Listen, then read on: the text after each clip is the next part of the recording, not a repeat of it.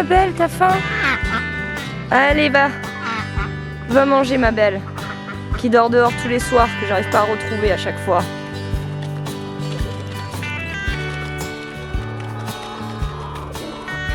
Viens mon Juju.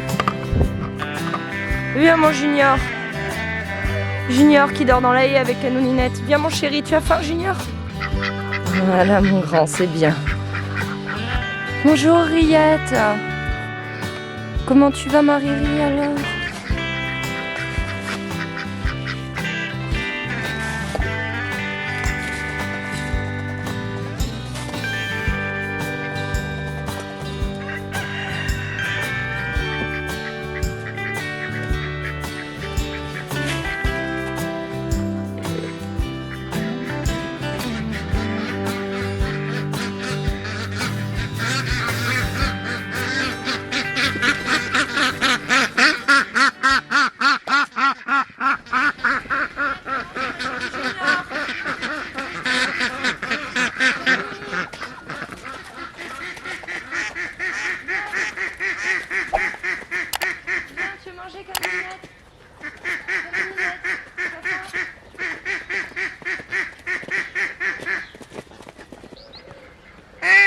Apparemment c'est l'heure du bain. Tu vas prendre ton bain, Canonini?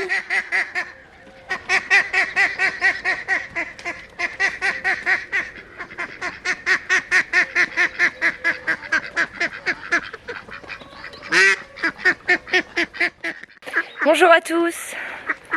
Bon, c'est un petit moment que j'ai pas fait de vidéo. Enfin, un petit moment, un peu moins d'une semaine. Hop là. Je vais aller récolter quelques légumes. Puisque je suis pas allée au potager depuis, je me suis pas occupée du potager depuis 3 jours. Si ce n'est désherber un peu de temps en temps. En tout cas, on peut voir qu'on a des fleurs sur les fraisiers partout qui sont développées.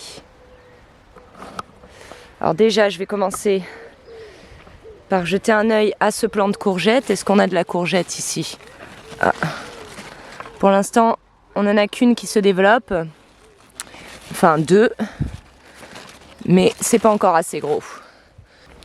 Là ici je ne vois pas encore de tomates qui pourraient être prêtes à récolter. Alors là où on avait les oignons, j'ai bien tout nettoyé. Maintenant il ne me reste plus qu'à semer les pastèques. Les fleurs plantées la dernière fois sont bien reparties, celles-là aussi. Et les melons sont en train de bien se développer. On peut voir que ça commence à prendre pas mal de place. Pour sûr, je dois avoir quelques haricots à me ramasser.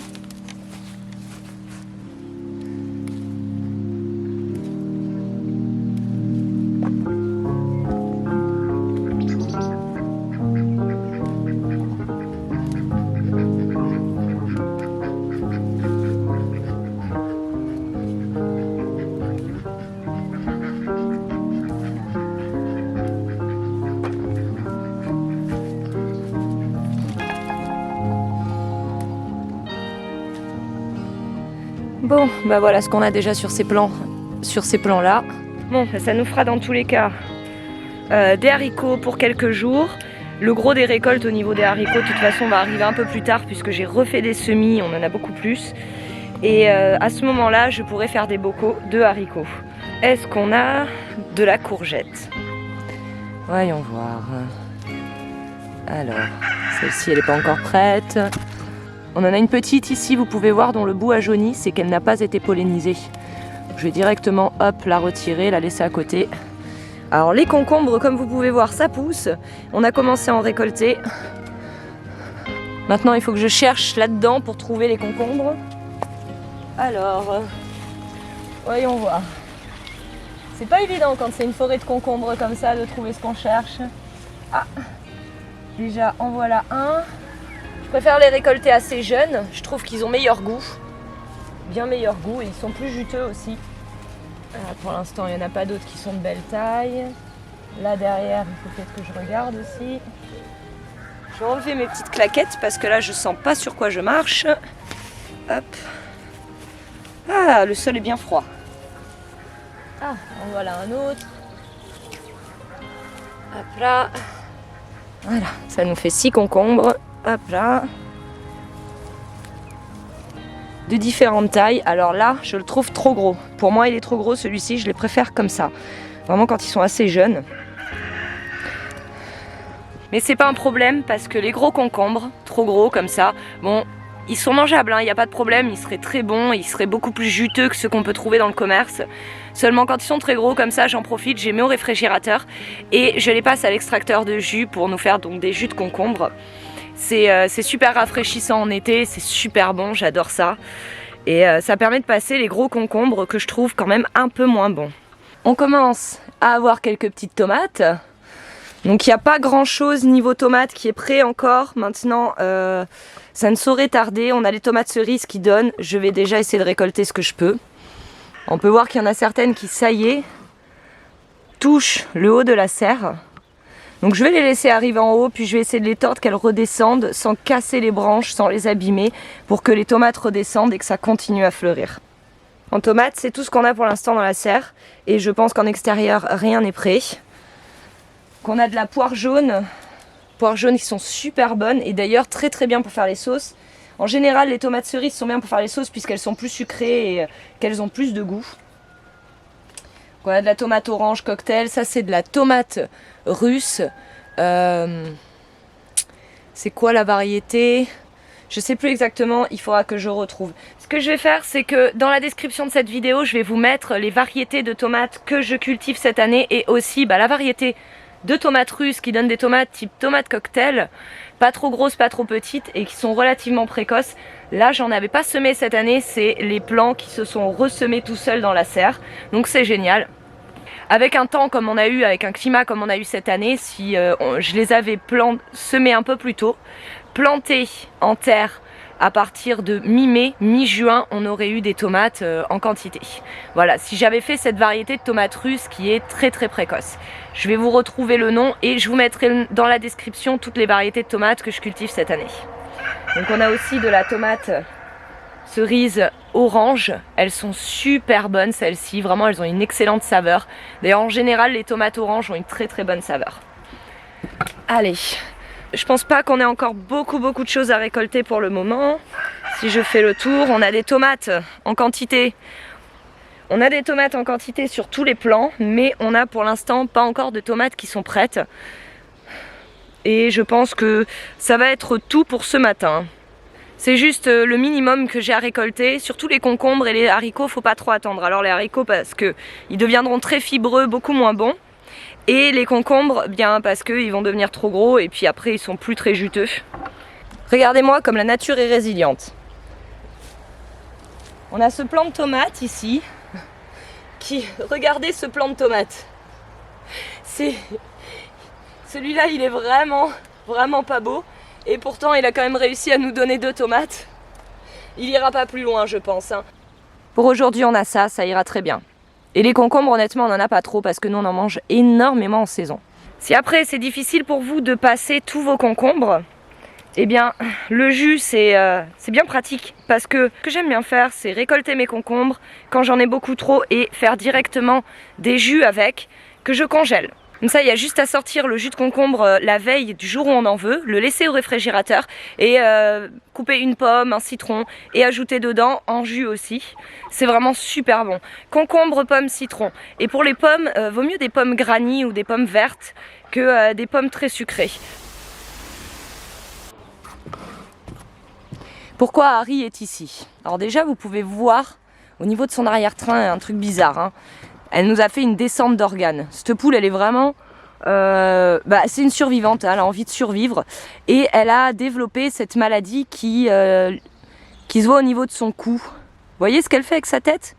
Et généralement, elle lève la tête, elle la tourne vers le haut, et comme si elle regardait vers le ciel. Ça va un peu mieux depuis 2 jours. Mais il y a quelques jours, c'était terrible. Elle avait toujours la tête tordue vers le haut. C'était assez atroce à voir. Vous voyez ce qu'elle fait. Et ça peut être dû à une carence en vitamine E et en sélénium. Maintenant, c'est bien de leur apporter ça quand ça arrive. Mais le truc, c'est que ça prend très longtemps à se remettre. Ça peut prendre jusqu'à 6-8 mois avant que la poule reprenne un aspect normal. Donc elle est ici. Elle a de l'eau, de la nourriture. En plus, elle a la petite caisse avec les copeaux qu'il faut que je lui nettoie tout à l'heure pour pouvoir dormir la nuit. Ce qui est bien pour elle. Elle est isolée un peu, disons, de l'humidité du sol. Et puis, elle se sent plus en sécurité aussi. Alors, ceux qui ont suivi savent qu'elle vivait dans la cuisine extérieure. Enfin, à l'entrée de la cuisine extérieure depuis maintenant 1 mois et demi, quelque chose comme ça. On l'a déménagée donc parce que les coqs, surtout le nouveau coq là, le coq Sussex qui va y passer, hein, parce qu'il est extrêmement méchant en plus, donc je dois dire que là j'aurais pas trop de scrupules. Il est mauvais avec tout le monde, même avec nous. Ce coq est entré ici et a encore une fois grimpé Harry et l'a blessé. Harry, elle sera toujours blessée, je sais pas comment je vais faire. Renaud me dit il faut peut-être abréger ses souffrances et arrêter, mais elle a une telle envie de vivre que c'est difficile de la tuer en fait, tout simplement. Donc je l'ai déménagée dans le poulailler mobile parce que évidemment on avait besoin que ce soit propre ici pour pouvoir repeindre. Alors la maison a été, bon là on est sur la, je vais vous montrer, on voit bien la différence au niveau de la peinture. Là on est sur la peinture d'origine qui était ici quand on est arrivé, et ça c'est la sous-couche. On n'a pas encore mis la laque, donc la dernière couche de peinture qui permettra d'étanchéifier le mur. Les avant-toits ont été aussi repeints avec de la laque, voilà. Mais déjà rien qu'avec la sous-couche on voit que c'est beaucoup plus propre, ça fait vraiment plaisir à voir. Donc mon frère est là pour s'occuper de la maison du coup. C'est le chef de chantier. C'est ça l'avantage, c'est que dans la famille, ils sont dans le bâtiment de mon côté de la famille. Pas tous, hein, mais en tout cas mon père et mon frère, un de mes frères. Et l'avantage, c'est que ils ont juste à aller chez le fournisseur, récupérer de la peinture pour les pros. Petite indication, si vous posez la question pour refaire l'intégralité des peintures extérieures, ça nous aura coûté un peu plus de 600 €. Renaud s'attendait à beaucoup plus cher. Tout a un prix, c'est normal. Mais bon, on a été se fournir chez le fournisseur de mon père. Donc ça revient un peu moins cher. J'imagine qu'il n'a pas facturé la TVA, qu'elle sera facturée plus tard sur l'entreprise. Donc il doit y avoir une histoire de 20% en moins déjà. Et l'avantage aussi d'avoir des professionnels du bâtiment, c'est qu'on peut avoir du matos pro. Comme le gros Karcher thermique ici. Alors ça c'est de la grosse machine bien balèze. Ça a permis de décaper vraiment tous les murs. Il a fallu le faire. Alors ça c'est mon frère qui s'en est chargé car j'en étais bien incapable. Ce genre de matériel c'est vraiment pas pour les fillettes, c'est clair. Moi c'est le genre de truc que je peux pas utiliser. Je sais que si avec la pression qu'il y a là-dedans, je serais capable de même pas arriver à tenir debout. En tout cas je suis très contente que ce soit fait. La gouttière, tout est propre. Là on peut voir qu'on a la laque qui est mise, hein. C'est vraiment très propre. Et ça va être facilement nettoyable. Pourquoi on a dû refaire maintenant les murs de la maison? Notamment parce que la peinture était devenue farineuse. Vous savez, vous passez vos doigts sur le mur et vous avez des traces de peinture sur les doigts. Donc là, ça indique qu'il faut très vite repeindre car les murs ne sont plus étanches. Donc toute l'humidité qui toute l'eau qui vient s'abattre sur les murs quand il pleut abîme les murs. Et comme on est sur... potentiellement on peut partir à tout moment, il y a toutes ces choses là qu'il faut qu'on fasse maintenant au fur et à mesure. Je pense que la prochaine chose que l'on fera pour la maison, ce sera de refaire l'allée à l'entrée qui permet d'accéder jusqu'aux voitures. Et donc pour ça je crois qu'il va falloir se faire livrer 1,5 tonne à 2 tonnes de gravier. Et donc il faut que je fasse faire des devis et il faut que je vois qui a les tarifs les plus intéressants, puisqu'évidemment il faudra qu'on se fasse livrer. Même si on prenait une remorque, il faudrait qu'on fasse 5-6 allers-retours, donc ça vaut pas le coup avec le prix de l'essence et le temps que ça nous prendrait. Il vaut mieux payer la livraison à ce moment là. Donc on a Canouninette, comme vous avez pu voir, qui dort dans la haie avec Junior. Alors Junior dort avec elle parce qu'il ne veut pas la quitter, il veut absolument rester avec elle toute la nuit et j'ai un peu peur pour eux. Il peut leur arriver des bricoles, mais Canouninette est en train de couver. Marguerite couve encore et il n'y a toujours pas d'éclosion, donc je pense que je vais pouvoir la enlever de là, la mettre dans un poulailler mobile pour casser la couvaison. Parce que là, ça fait maintenant 25 ou 30 jours qu'elle couve, il n'y a rien. Donc s'il n'y a rien maintenant, il n'y aura jamais rien. Donc voilà pour les petites nouvelles et pour le podcast qui va arriver dans quelques jours. Désolée du retard, d'ailleurs je vais en mettre plusieurs d'affilée, tout simplement pour rattraper le retard. Renaud est rentré, donc voilà. On va pouvoir s'en occuper. On a le coq soie ici qui essaie de se faire des poules, hein. Donc elles se sont toutes mises en sécurité sur le toit. Et alors, le coq qui est vraiment mauvais, celui qu'on voit derrière là, celui qui nous regarde en ce moment, blanc avec sa crête bien rouge, eh bien ce coq est, voilà, lui, il est très mauvais. C'est un coq Sussex, alors peut-être que c'est spécifique à la race. Et ici, on a un coq roux, ici, coq de chair roux, qui fera un parfait coq au vin. Je ne sais pas si je vais avoir le temps de vous faire le montage de la vidéo aujourd'hui. Je pense qu'au plus tard, cette vidéo sortira demain, donc on est samedi, donc dimanche, voilà.